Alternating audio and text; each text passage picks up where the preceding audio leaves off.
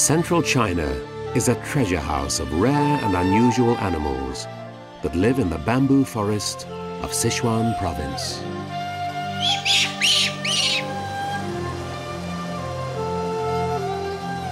It's a land of surprises, with 1.5-meter water dragons that make their home in the region's many rivers.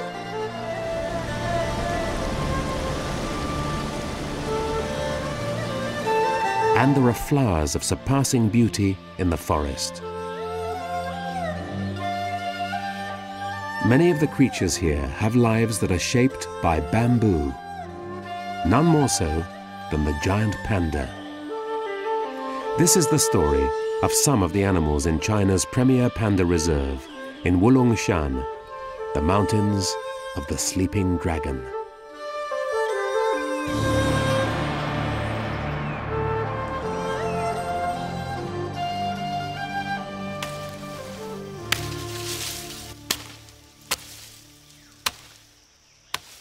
Bamboo is an immensely useful plant. The Chinese have used it for centuries. This giant grass has 1,000 uses, from medicines to building materials for rafts, roof tiles, and scaffolding. Every Chinese village has its bamboo grove, and for the local people, the hollow canes are an invaluable resource.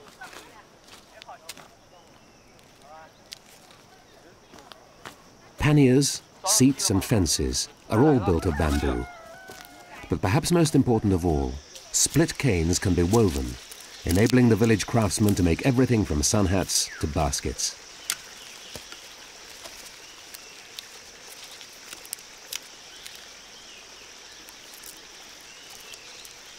But while larger kinds of bamboo are more useful to people, smaller mountain varieties are crucial for many of the sleeping dragon's wild creatures. Probably the most dependent on bamboo is China's most enigmatic animal, the giant panda. This female is one of 150 that survive in the reserve at Wulong.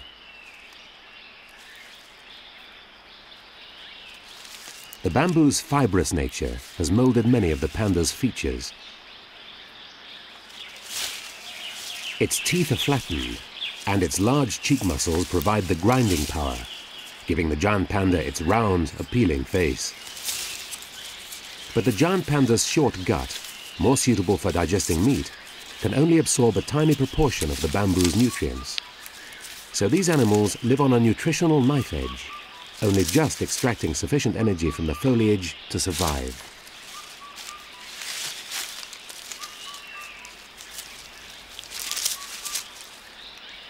Giant pandas inhabit mountain forests of birch, fir and hemlock. And beneath the canopy, the all-important bamboo grows as a kind of undergrowth, up to 2 meters high.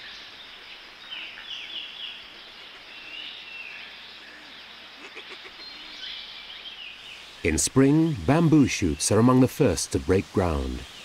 Fed by a large underground stem, they push from the earth in a surge of growth.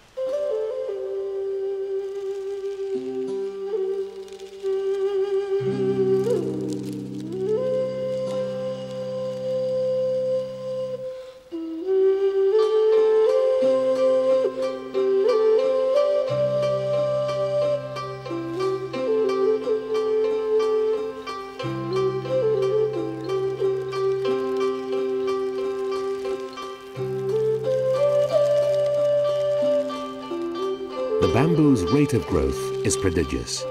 From small beginnings, it races towards the light at up to 12 centimeters every day.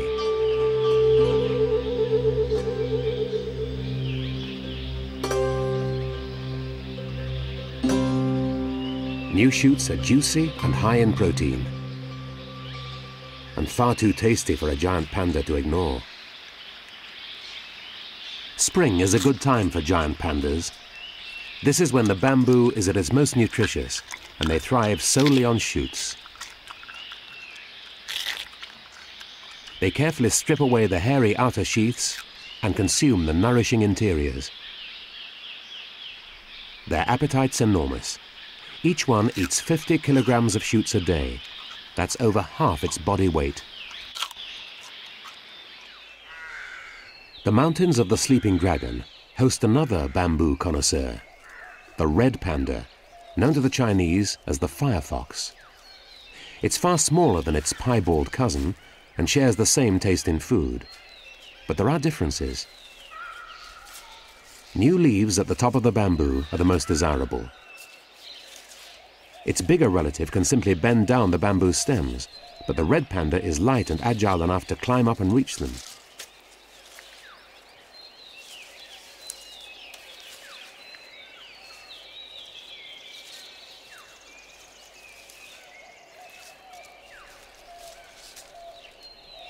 While the giant panda crams in as much as possible, the red panda is far more fastidious, selecting only a few leaves at a time and chewing them thoroughly to extract every morsel of nourishment.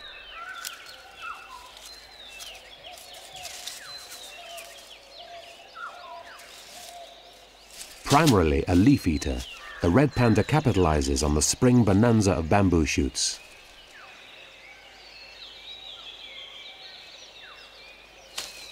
Even so, it tends to pick and choose much more than its larger cousin, using its nose to smell out delicious ripe shoots.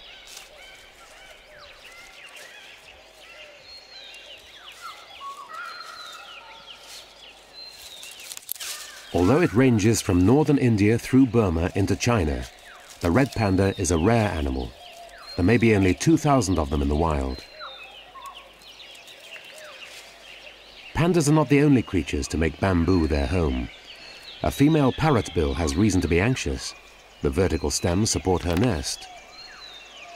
And a foraging panda could accidentally tear her house apart.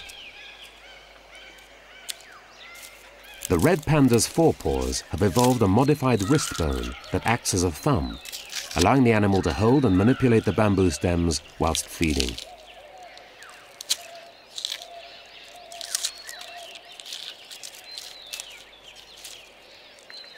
These thickets also provide the parrotbill with food. They are the only birds that tackle bamboo shoots, tearing off the protective sheath with their strong parrot-like bills.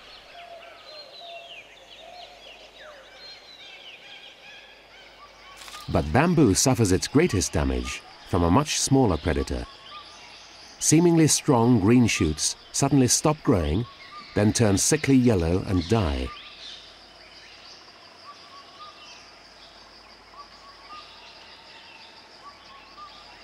The cause of the disease is this tiny fly.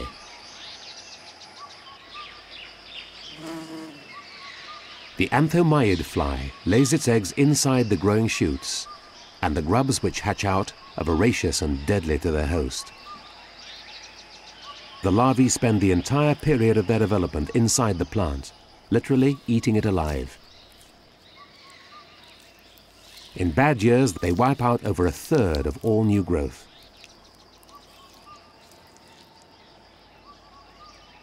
People, too, have cleared bamboo.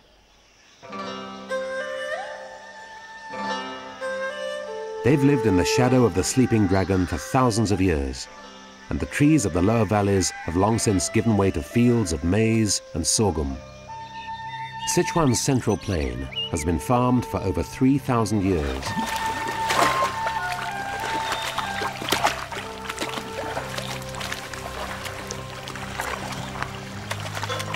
The rich soil and benign climate accounts for the name Tianfu, the heavenly kingdom.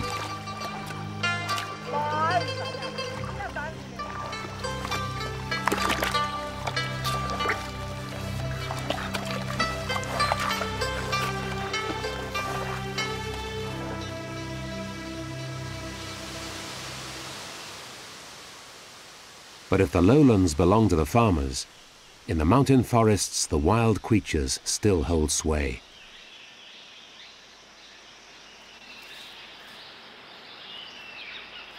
This is where the bamboo is fully exploited, sometimes from beneath the ground. The culprit is wholly dependent on bamboo. It's the bamboo rat.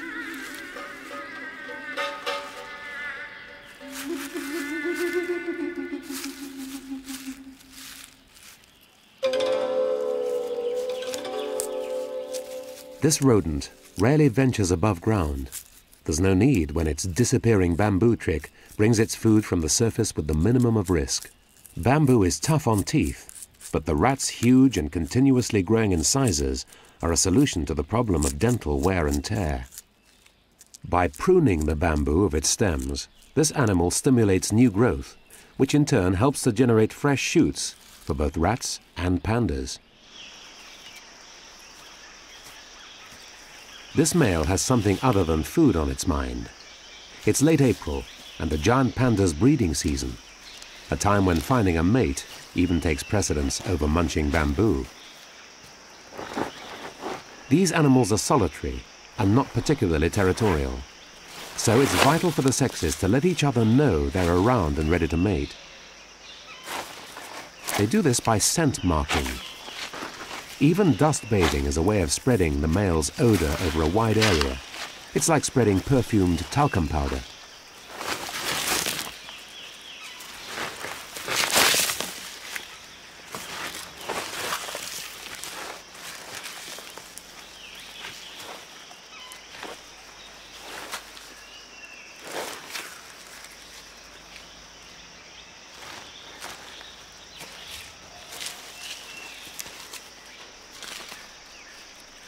Pandas only occasionally dust bathe.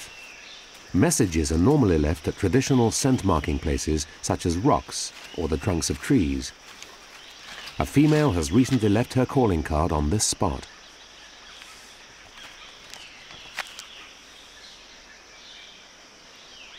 Scent conveys a surprising amount of information: the sex of the depositor, his or her age, breeding condition, and the length of time since scent marking. It's produced by glands beneath the tail.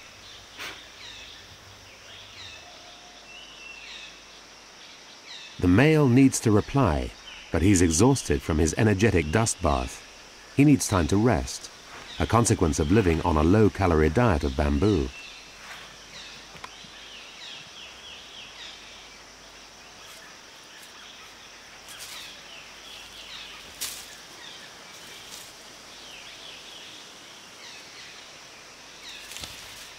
Now he's ready. By cocking his leg, the male deposits his scent higher up the tree, so helping it to disperse. By the scent already on the tree, he knows there's a breeding female in the area. He'll search now until he finds her.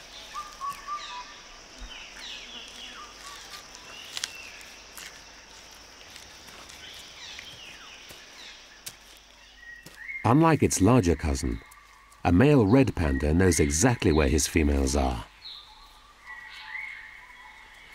They scent mark using both scent and perfumed urine, but they do so all the year round on trails bordering their territory.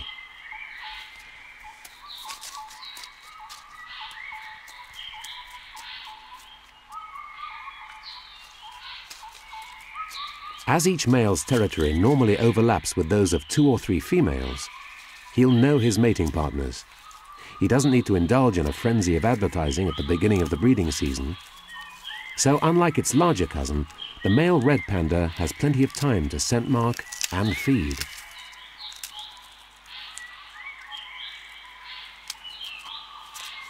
There's another difference. The red panda breeds much earlier than the giant panda. By late April, this male has probably already mated with at least 1 female.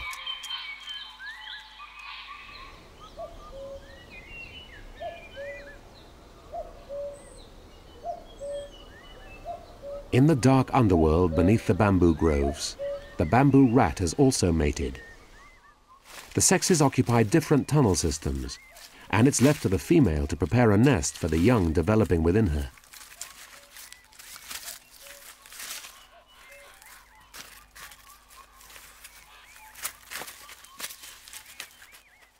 Even in spring, it's cold and dank underground, so grooming is essential to maintain the insulating properties of the rat's coat. Without its protection, the bamboo rat would soon succumb to chilling.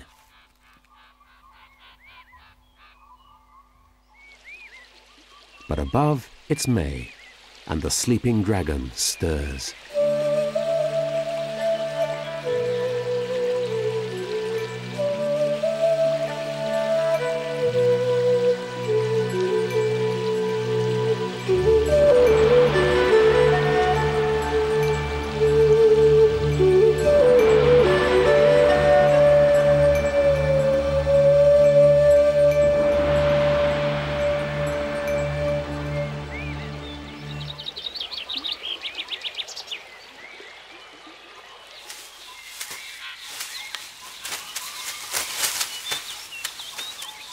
The spring warmth is to the liking of these boisterous primates. They are golden monkeys, found only in China and famed for their golden pelts and bright blue faces. Among the most northerly living of all primates, golden monkeys spend their lives in the trees that roof the bamboo forest. Most of the year they live in troops like this, of around 40 individuals. In summer, when food is plentiful, the troops coalesce into super troops, numbering 300 or more.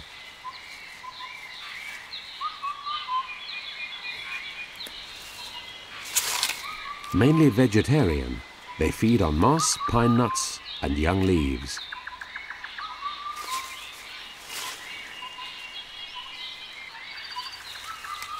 That fabulous yellow pelt was once worn only by Chinese mandarins.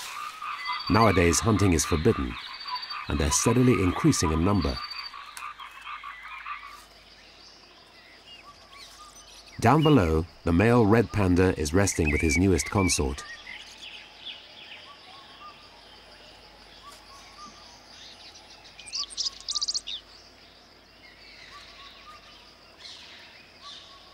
She's the last of his neighboring females to be mated.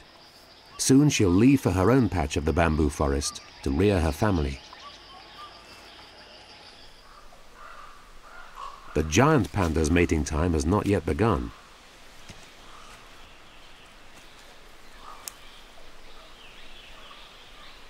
Our male has followed the scent trail of the female. He knows from her smell that she's approaching her most fertile period. Timing is critical. She's only receptive for 2 days each year. For the last few days, he's shadowed her continuously, totally oblivious to the presence of any other creature, like this tufted deer. He tests her by trying to mount. She's not quite ready to mate, so his advances evolve into a bout of play fighting.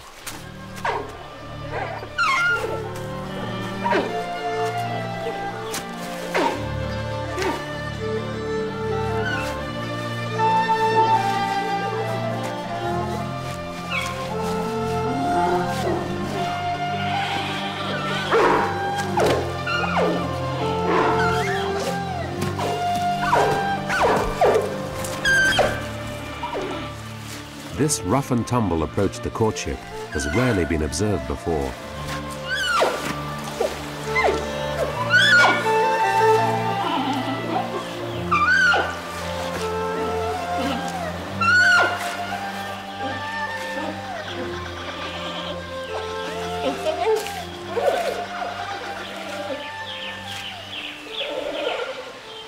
The robust behavior helps to familiarize the couple before the more intimate contact of mating takes place.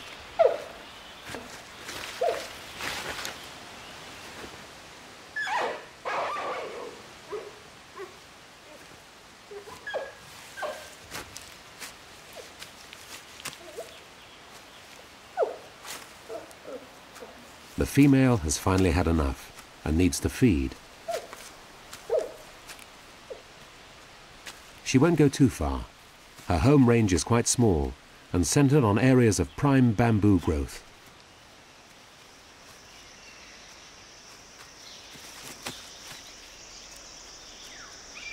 The male doesn't immediately attempt to follow, but he'll soon return to continue his courtship.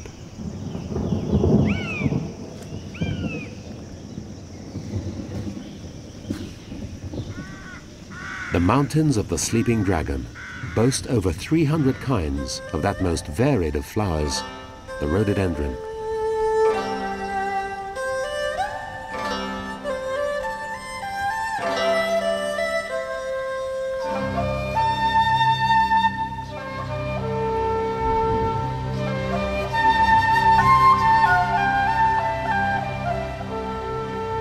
There's the canopy-wide display of the tree rhododendrons. And in the shade, diminutive kinds flourish with orchid-like blooms. But the flamboyant beauty of the flowers belies a more sinister side to their character. Their fallen foliage secretes a poison which sterilizes the soil. By killing off competing plants, their flowers alone dominate the bamboo forest.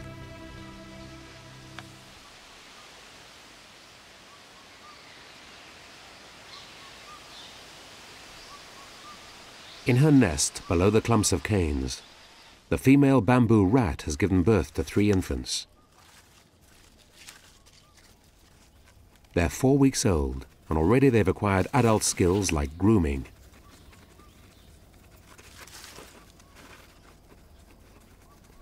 They've also inherited the bamboo rat's voracious appetite.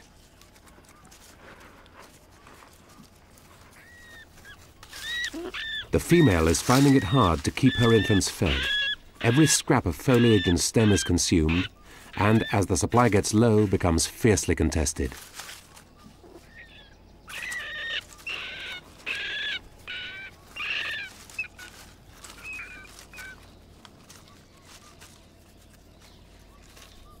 The young rat's teeth are not yet strong enough to tackle mature stems, so it strips the hard husk to expose the softer tissue inside.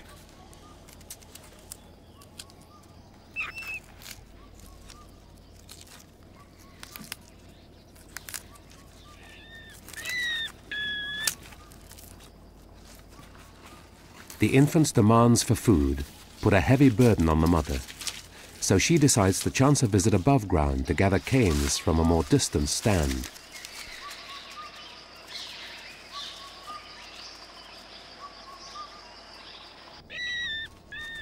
In the nest chamber, sibling rivalry is becoming intense.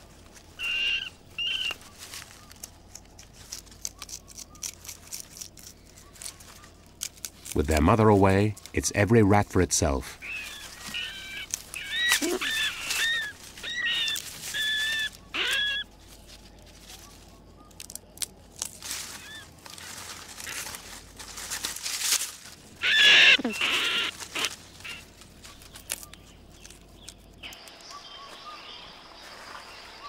Now mated, the female giant panda can devote all her energies to food. Even the bamboo rat could be on the menu. Pandas are closely related to raccoons and betray their carnivore ancestry by occasionally taking carrion and live prey. Our female is newly pregnant, so fresh meat would be a welcome boost of protein and calories.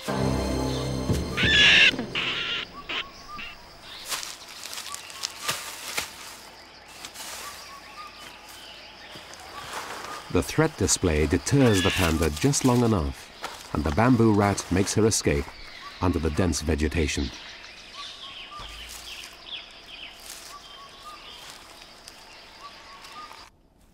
Safe underground, but there's still the problem of feeding her young.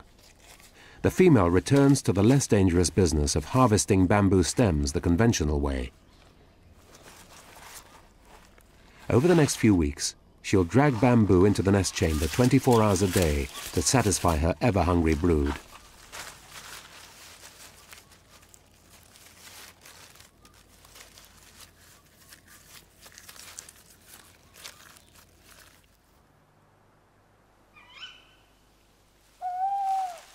The bamboo rat is not the only creature that must eat continuously by day and by night. After feasting for 8 hours, the giant panda sleeps for 4.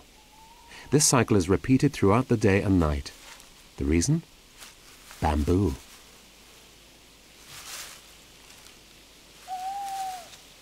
The giant grass provides so little nourishment that the panda must feed around the clock to extract sufficient energy to survive.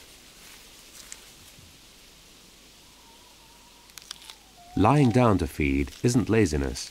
It simply requires less effort than sitting up. Using its keen sense of smell and curved claws, the giant panda can select the most succulent plants, even on the darkest nights.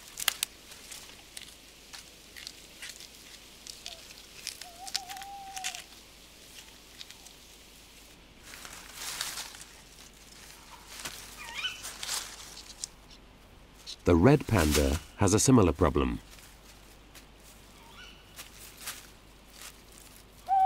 It too must eat its way through the night. Like its black and white cousin, the red panda has the anatomy of a flesh eater, and finds digesting bamboo difficult.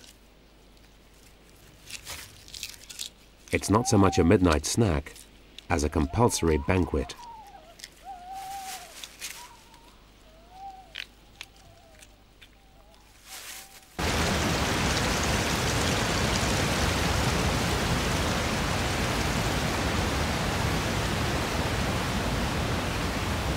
Water is a dominant feature of the Sleeping Dragon Mountains. It sustains and preserves life among the rocky streams and in the forest itself. Our female red panda takes advantage of a small spring to slake her thirst.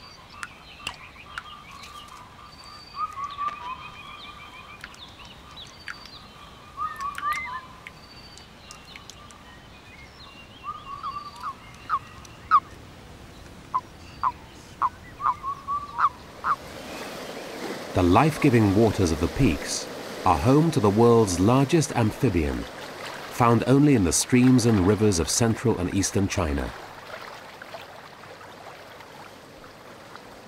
The giant salamander.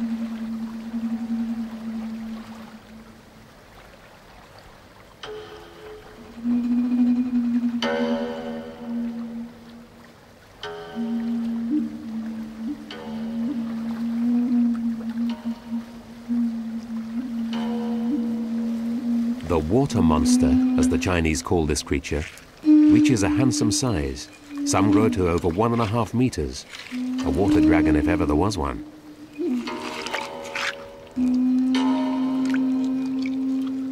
The giant salamander normally lives all its life in the deepest stretches.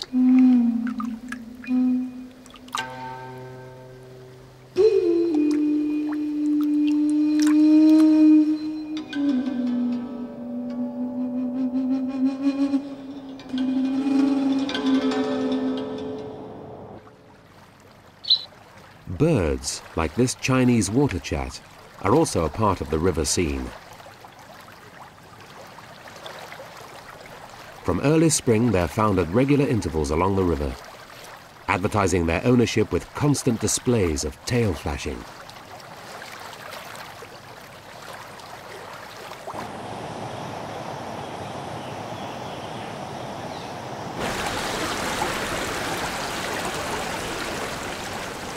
To the ancient Chinese, rivers and rocks symbolized the principles of yin and yang, whose balance ordered the natural world, and which man disturbed at his peril.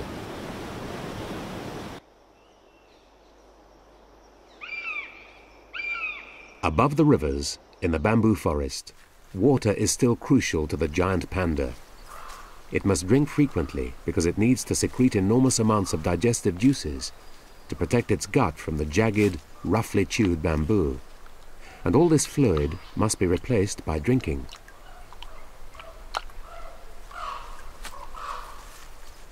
So important is water to giant pandas that they will ignore prime stands of bamboo if there are no pools or streams within half a kilometer. Walking beyond that distance to drink simply demands too much effort from an animal that hovers perpetually on the brink of starvation.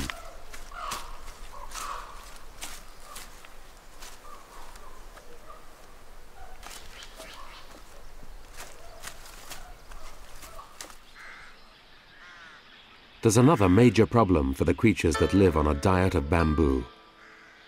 Every 60 years or so, certain kinds of bamboo simultaneously flower and set seed.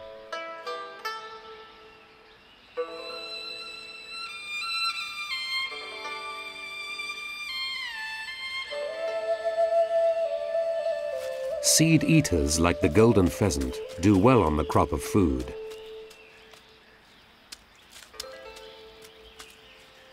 It's a bird of deep cover and can only rarely be glimpsed in the dense bamboo growth.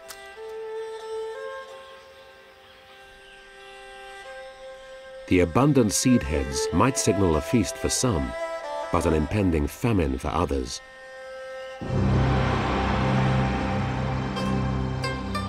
The problem for pandas is that after seeding, the bamboo withers, leading to a serious shortage of food. Bamboo dieback is a problem for any giant panda, but especially for a pregnant female. Luckily, other kinds of bamboo lower down the mountain have a different flowering cycle and are still green. But in this place, the female is surrounded by nothing but dead bamboo.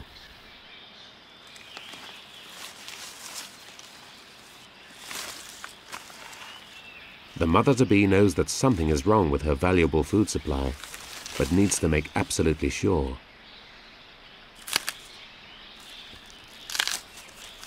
The stems and leaves have long since withered. They are of no nutritional value whatever. Indeed, the panda's actually wasting precious energy chewing it.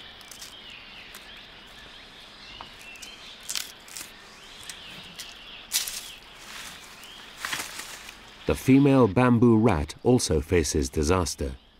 The roots and stems are dead. Her sole food supply has vanished.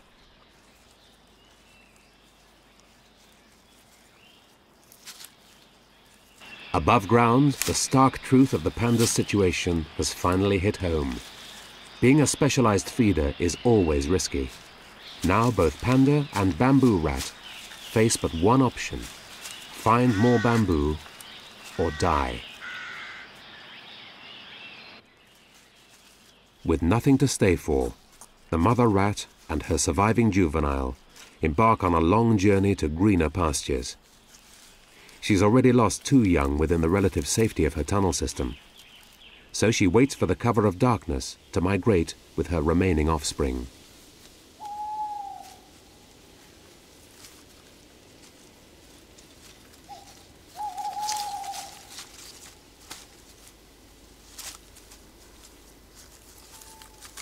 To reach their new home, they cover more than 3 kilometers a night, a journey that drains their precious reserves of body fat.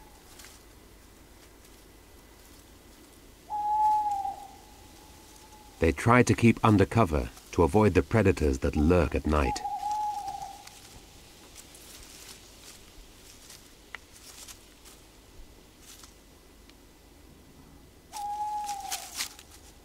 With such a dearth of bamboo, there's little opportunity to feed. But the rat must find stands of healthy plants within the next few days if it is to survive the widespread destruction of its staple food around its former burrow system.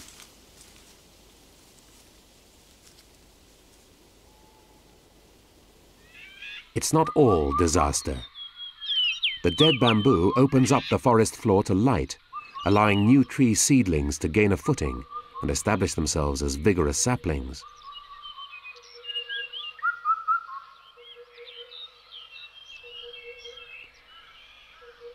Even bamboo itself needs trees. To develop normally, the seedlings must grow under the protective cover of healthy trees. But not all the residents of these forests are so reliant on bamboo.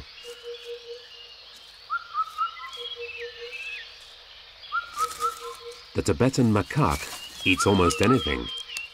Bamboo shoots, tree foliage, fruits and insects, they're all grist to its dietary mill. Like all monkeys, the female becomes absorbed in grooming her infant's coat. But like all youngsters, it's more interested in play. Being one of the largest of the macaques, the adults are too heavy to join the youngsters swinging around in the treetops.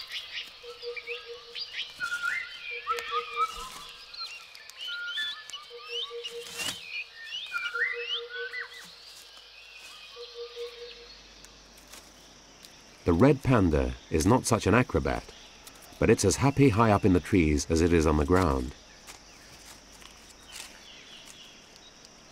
It's late summer, and one of the females is busy sampling the most luscious stands of bamboo.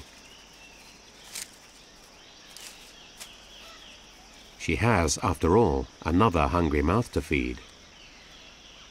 This 4-month-old youngster is slowly in the process of being weaned. It accompanies its mother whenever she leaves the den to feed. From her, it'll learn which are the best bamboo thickets and which leaves are ready to eat. Red pandas are solitary, except when raising a family, and rarely venture out of their own territory. If a stranger trespasses, there can be trouble.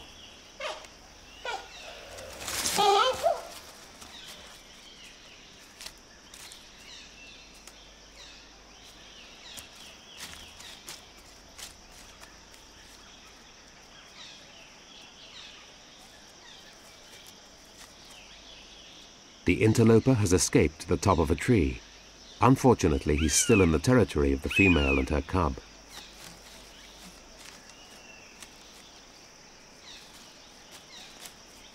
Straight away, the female confronts him. This time, he gives way without a fight.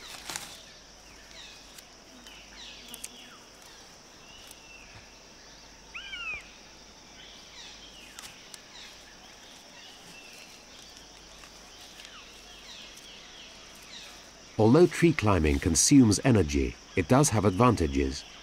It allows the panda to rob birds' nests and to escape from more earthbound predators.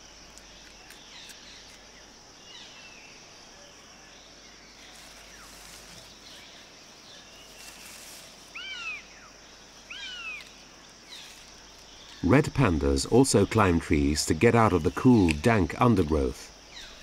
During cold days, they often sunbathe on the upper branches. They can conserve heat by reducing the blood supply to their limbs, while at the same time passively absorbing energy from the sun.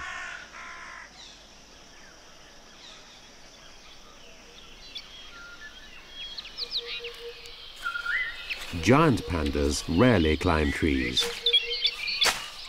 unless they're relatively adventurous one-year-olds on the lookout for excitement.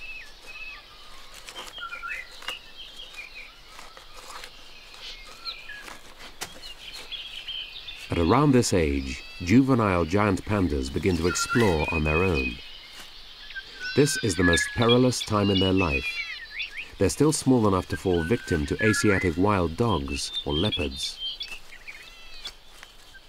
So they still like to keep within calling distance of their mother.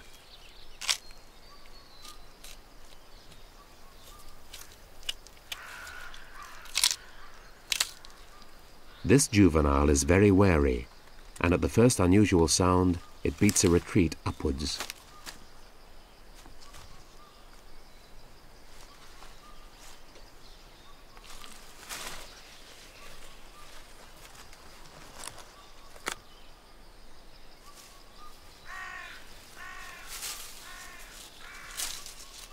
Even a leopard will think twice about venturing out onto the thinner branches. But climbing trees can also be dangerous for young pandas.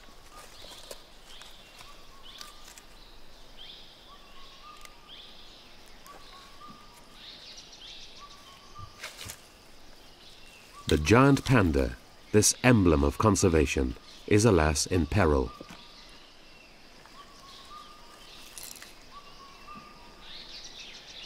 There are only about 1,000 left in the wild, in 6 isolated populations, and all in China.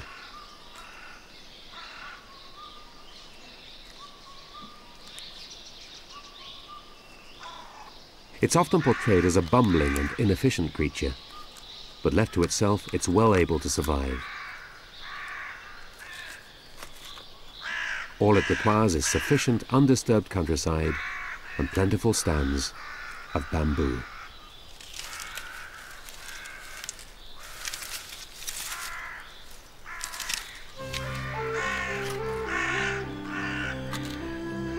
This youngster still has much to learn. He's climbing a little too high for his own good.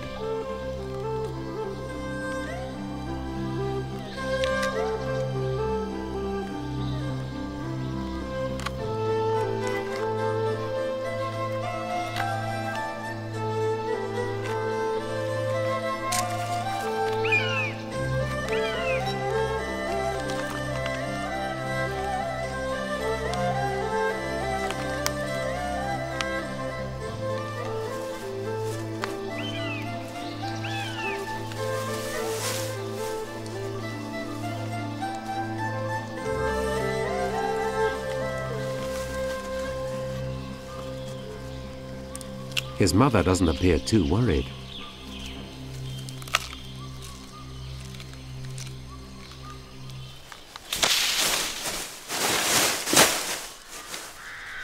Perhaps she's seen it all before. The youngster's unhurt. His fall has been broken by the same plant that will support him throughout his life: bamboo.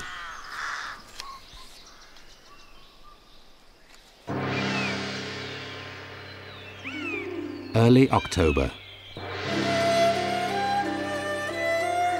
As the autumn mists return to the mountains of the sleeping dragon, the trees begin their change from green to red and gold.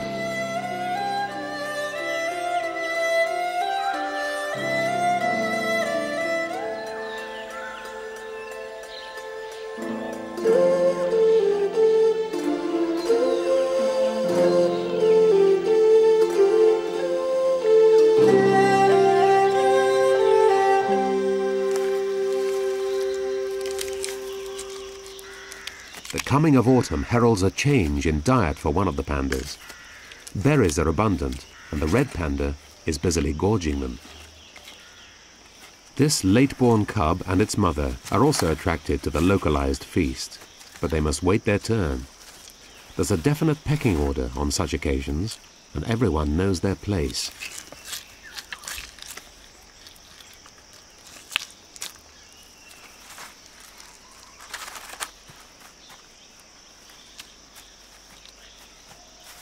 It's small wonder that competition is intense. The sweet berries provide a huge boost of calories and vitamins to help the animals face the rigors of the coming winter. The female and her offspring approach just as the male completes his meal and gives up his place to them at the feeding bush.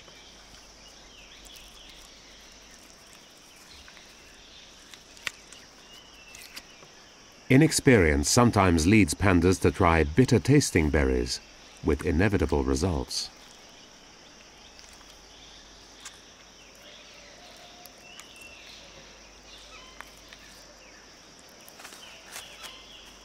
It'll be a day or two before he tries berries again. Late autumn. Moisture-laden clouds mantle the peaks.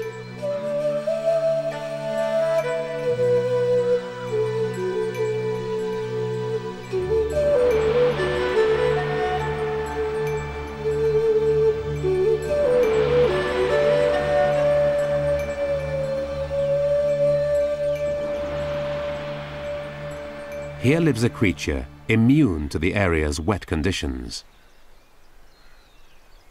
These are takin, known to the Chinese as Niu Jiaoling, cattle of the forest, and distant relatives of the musk ox.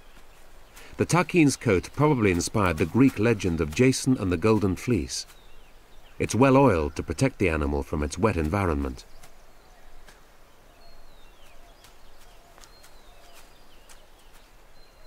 Takin breed and give birth in the alpine meadows during summer.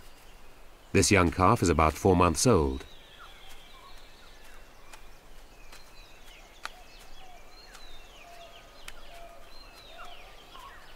But as winter approaches, they herd together and slowly browse their way down the mountain slopes in search of fresh pastures. As the cold intensifies, they'll take shelter deep in the bamboo forests of the sleeping dragon.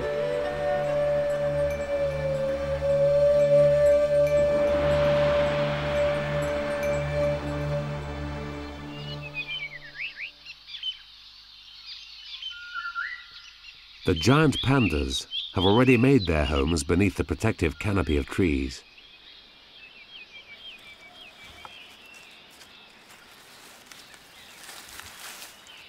Her baby is born blind, naked, and scarcely 1/1000th of its mother's weight.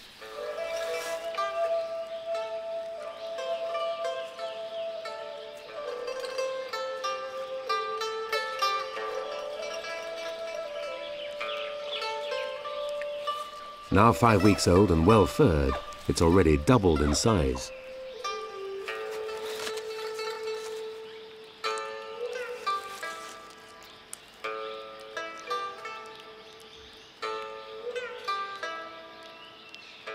Its mother's rich milk will ensure its rapid development. Lactation is a big drain on her reserves, so the female frequently leaves the den for a quick snack.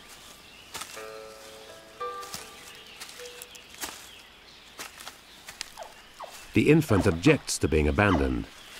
For its size, a giant panda cub has one of the strongest calls of any young mammal.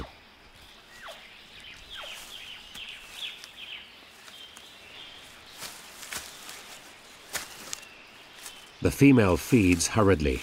It's a tense time. She knows that her cub is unprotected, and there may be Asiatic wild dogs around.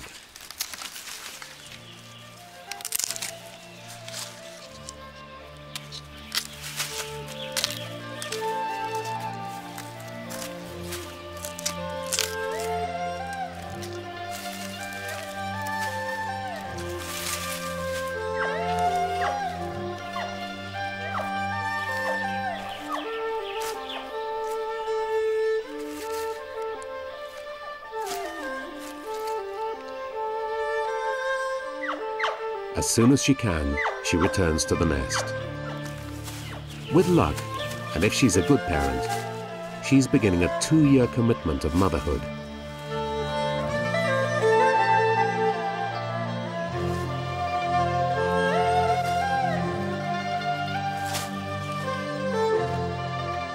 Every young panda is so precious that the Chinese have designated these animals as national treasures. If the giant panda is to survive as a freely living animal, it'll be here in the mountains of the Sleeping Dragon.